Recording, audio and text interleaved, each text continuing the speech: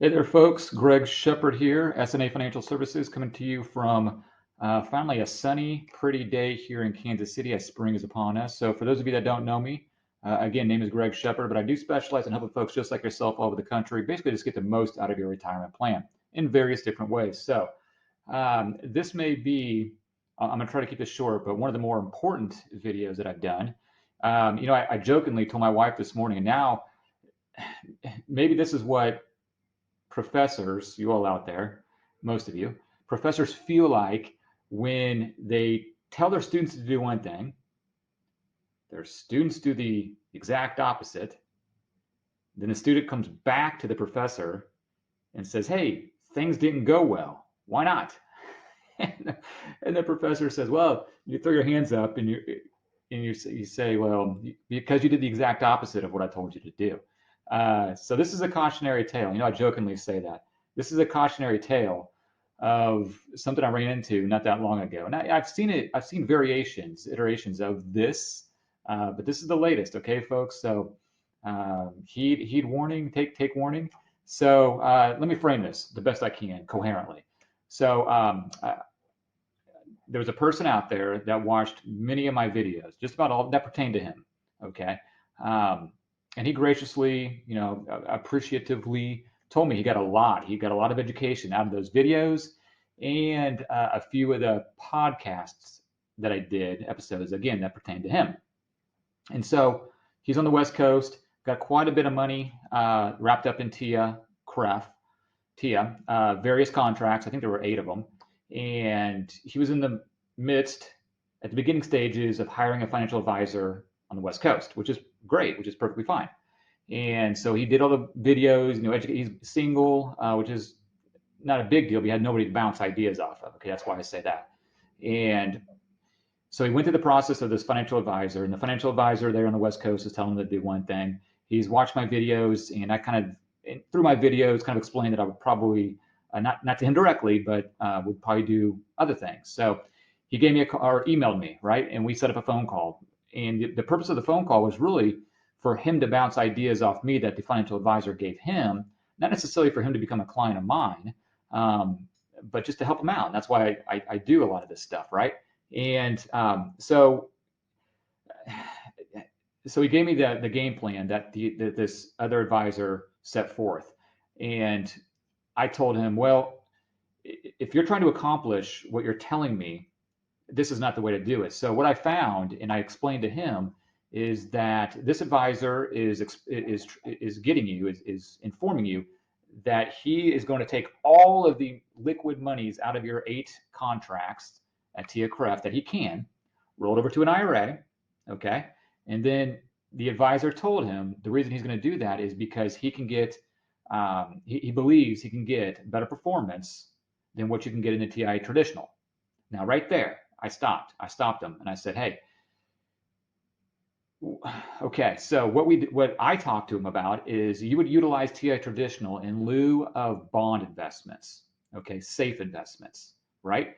Folks, and I told this person this is not investment advice. Don't construe it as such, but it's very difficult, especially in this environment, for you to go out there on the bond portion or the bond sleeve of your portfolio and get 5.25%, 5.5%, 6.25% guaranteed for that bond portion. That's what you would use TIAA traditional for.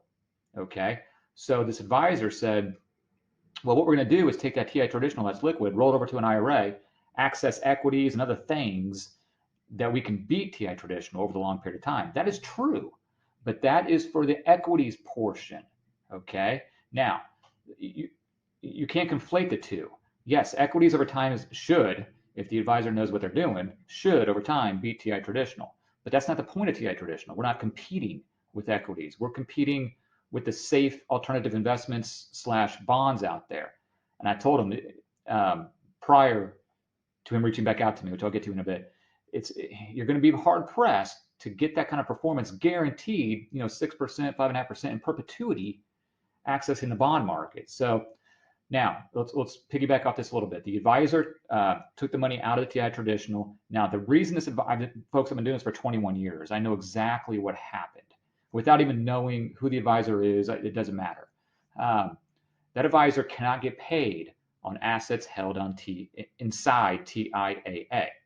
You've got to be very, very careful. I've said this time and time again of advisors hungry for assets, meaning if this advisor was going to do what's in the best interest of the client, he or she, the advisor, would have left money in TIAA for purposes of, like I said, that traditional.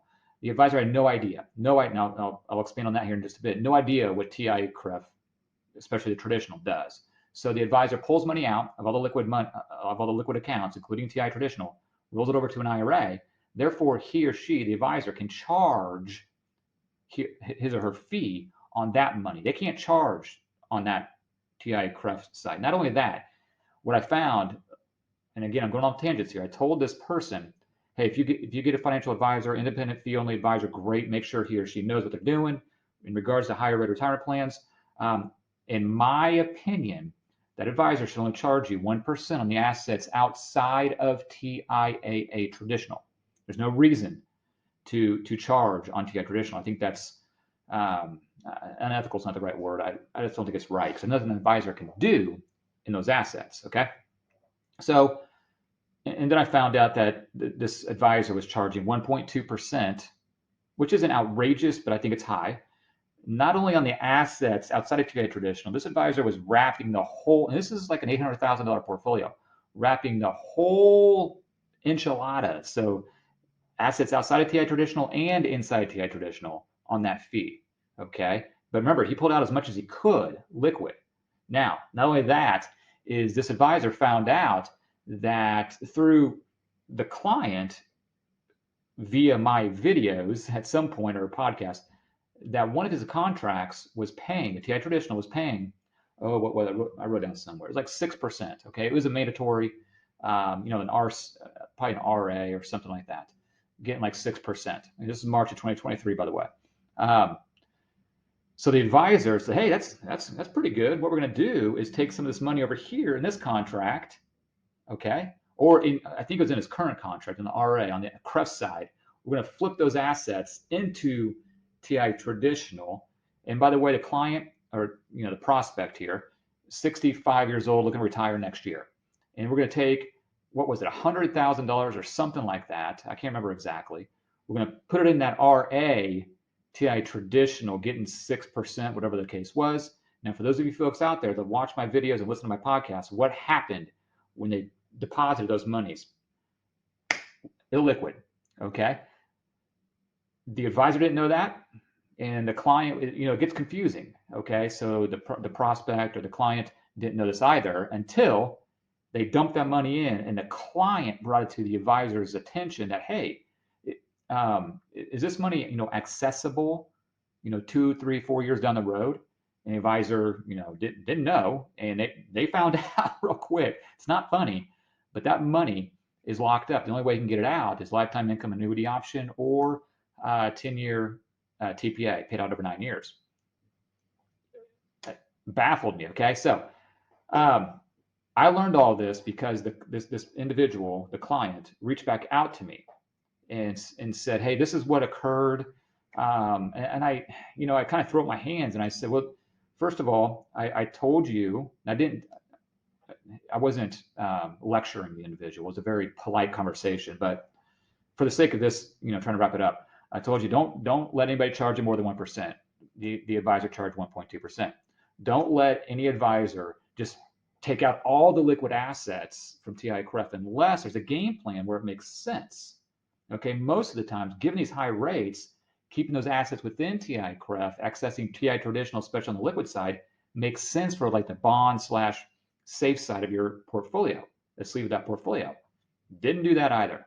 Okay, then I also informed this individual. Remember in my video, and also I told you specifically, don't let that advisor charge on assets that are inside TI traditional. That doesn't make any sense. And of course, this advisor is doing that. This individual, again on the West Coast, that's irrelevant, but stated that he wanted a local advisor, and which doesn't really make, I get it on some level, but today with technology, doesn't really hold a lot of water. A fiduciary advisor, folks, out there is going to do what's in the best interest of you, even if it means that advisor not getting paid as much as they want. Okay, so like if this were to be my client, we 800,000, probably given his risk tolerance, would have left at least half of it in TI traditional, and I ain't getting paid on that, which is perfectly fine. The other advisor, there's a lot of folks out there in my industry that do this, just see dollar signs and say, we're going to pull out everything liquid, roll it over to an IRA so I can charge my fee 1.2% on that. And this advisor charged the fee on the TI traditional as over here as well. So there's a lot going on there, and I can't express enough.